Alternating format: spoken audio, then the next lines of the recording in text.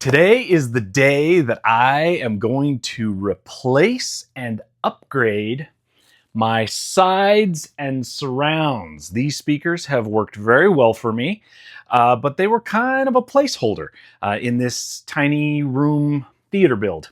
I have a 7.1.4 Dolby Atmos setup here in this tiny little room. It's 11 feet by 11 feet, and it works amazingly well. And these speakers have worked well. These are the Monoprice B5 bookshelf speakers. But the time has come to replace them and upgrade them with these. These are amazing. These speakers are so cool. They've got the magnetic speaker grill on the front, easily removable. They have got 5 1/4 drivers with the tweeter on top. These speakers are from RBH Sound, and they are the model 5-IW. I had to look at the tag because their naming convention is sometimes a little confusing, difficult to remember. So 5-IW is the model. And what makes these speakers unique is their form factor. You'll notice they're not very deep, only a few inches. In fact, let's find out exactly what their dimensions are, because honestly, I don't know off the top of my head. So let's find out.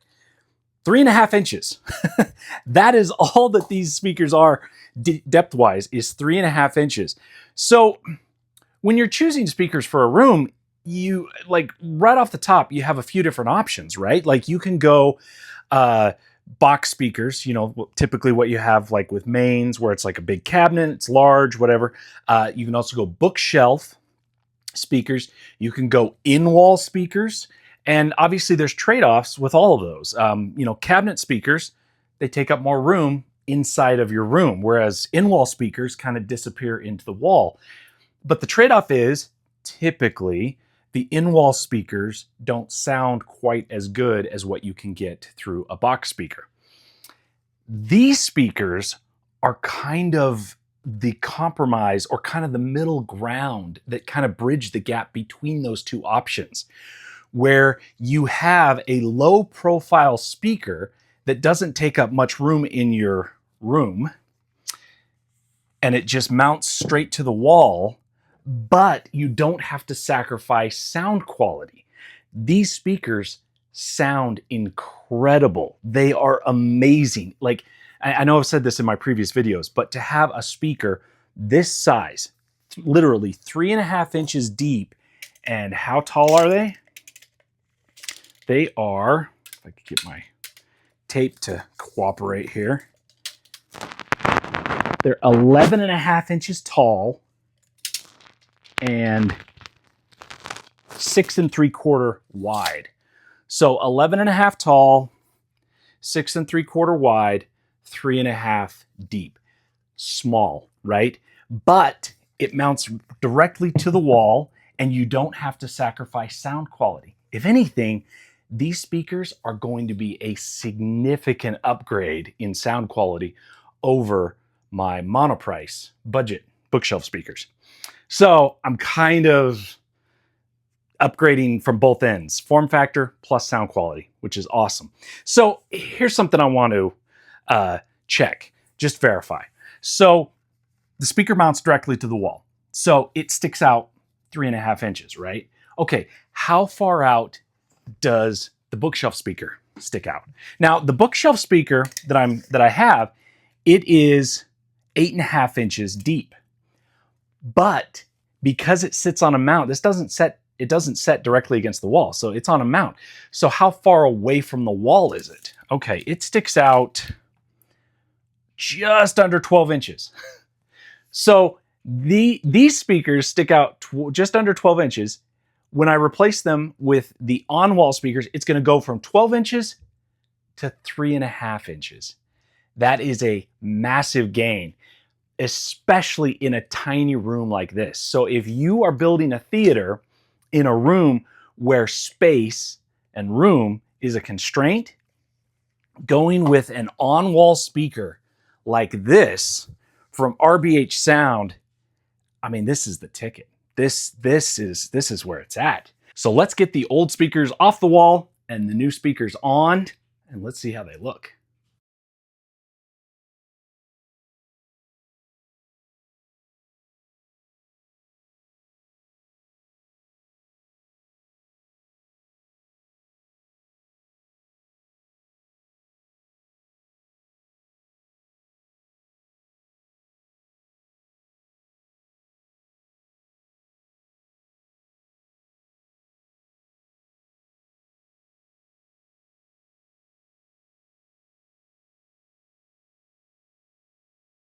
So the mounting hardware for these speakers is actually quite simple and quite ingenious. I believe it's called a French cleat. So you have this bracket that is attached to the back of the speaker, and then you have this portion that is then attached to the wall, and then you just literally hang the speaker on that bracket and it just fits in there nice and snug. And then you have a little bit of wiggle room to move it from side to side if you so desire. So what I have done is I have measured from the bottom of the speaker to where the screws need to be placed. And that comes in at just shy of 9.5 inches. So I'll place the speaker on the wall and then measure up 9.5 inches, and that will tell me where to put the screw holes. So this is pretty much where I want the speaker to go, is right here, just kind of right above where the wire is. So I'll just make a mark right there because that's where I want the speaker to be. So now I've got that mark. And with that mark, I can then measure up 9.5 inches, or just a little bit below 9.5 inches.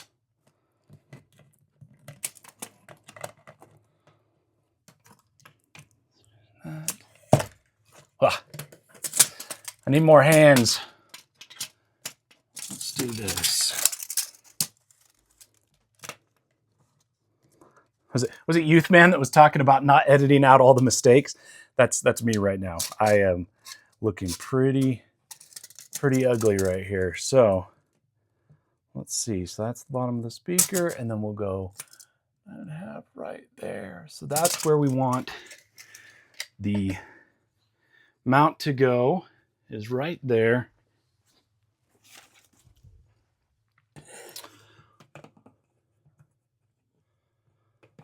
So then we will put it right there. Make sure we get it level.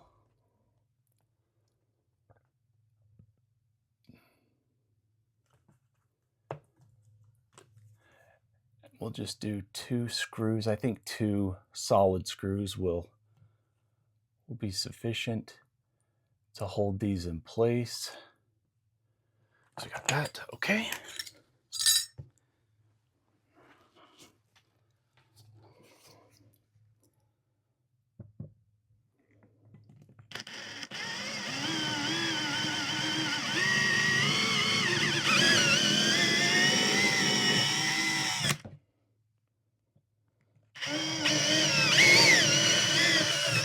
Okay.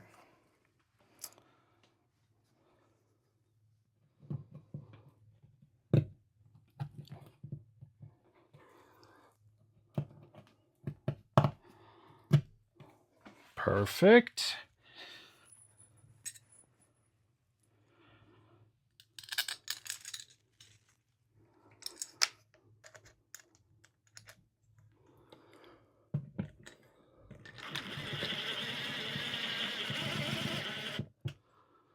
Okay.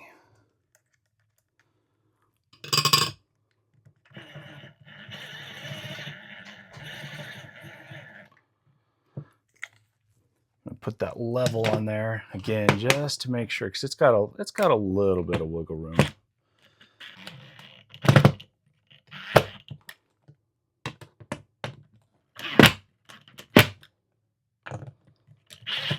Okay. Looks good. Let's see how the speaker looks on there.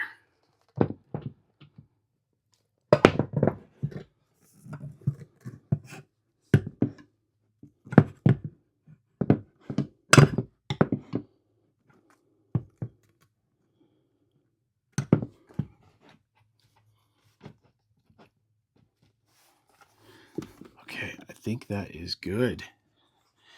Oh yeah, oh, that is perfect. So that is really quite solid. Wow, that's fantastic.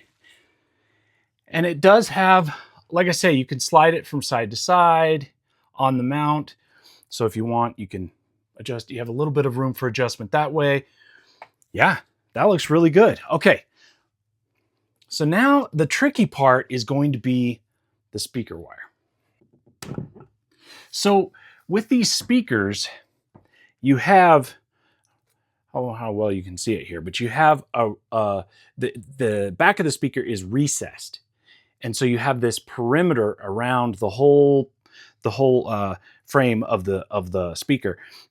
And so the speaker wire obviously needs to connect here on these spring-loaded speaker connectors, but the speaker wire has to get from outside up into those posts, right? So it has to go through or behind this perimeter. This is kind of it's just a nitpicky little thing, but I think it would be nice if RBH worked some kind of like groove into this perimeter. Like maybe if they just kind of carved out just kind of a nice little groove that would be a nice place for the speaker wire to run through, so that then the speaker can set flush up against the wall. Yeah, maybe just like a little groove so that the speaker wire can get in there. Maybe they have a reason for not doing that, but in my case, in the way I'm doing it, it would be nice if we had that. So as a workaround, what I am going to do is I am going to strip the speaker wire back, because this is pretty thick cable. So this is, I think it's 14 gauge.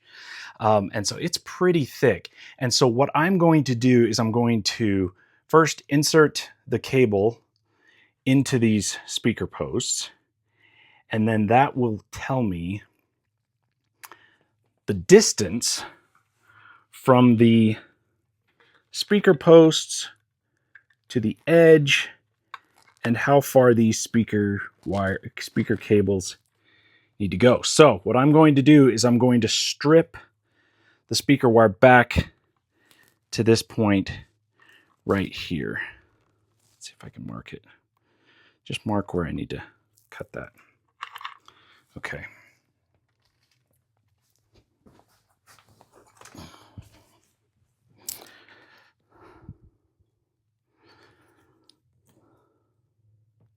Can't find my mark. Oh, there it is. Okay.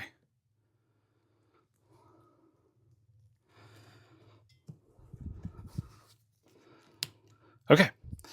So strip that back, cut the little pull string. Okay, now I will put the speaker wire back in the posts. Make it nice and tidy, nice and clean. Okay.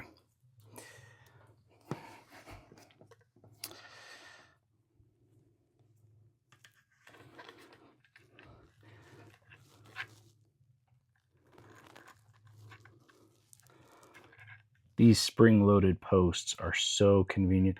This is about the closest you can get to banana plugs without it being banana plugs. Okay, so there we go. So there's that. So now we go like this. There we go. Okay.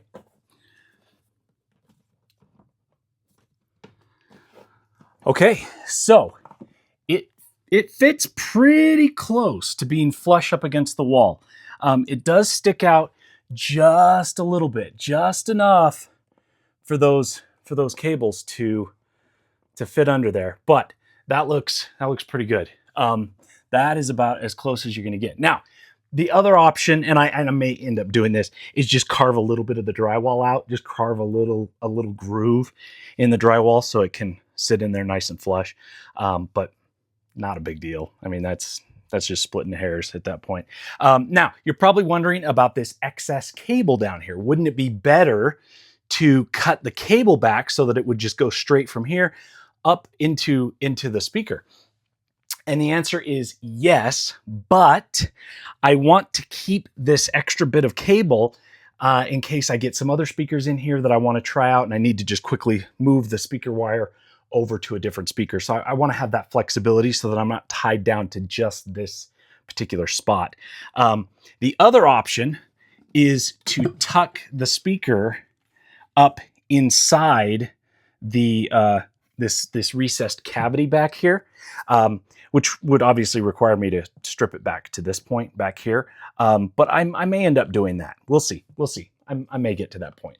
But for now, we will just keep it as is and leave it like that. So, man, that looks great. So, minus this, minus this little coil here. But like I say, that's just kind of what I deal with in this room because of the unique situation where I get in different types of equipment and I try things out. So I just want to keep that. So let's get the other three installed and see how it looks.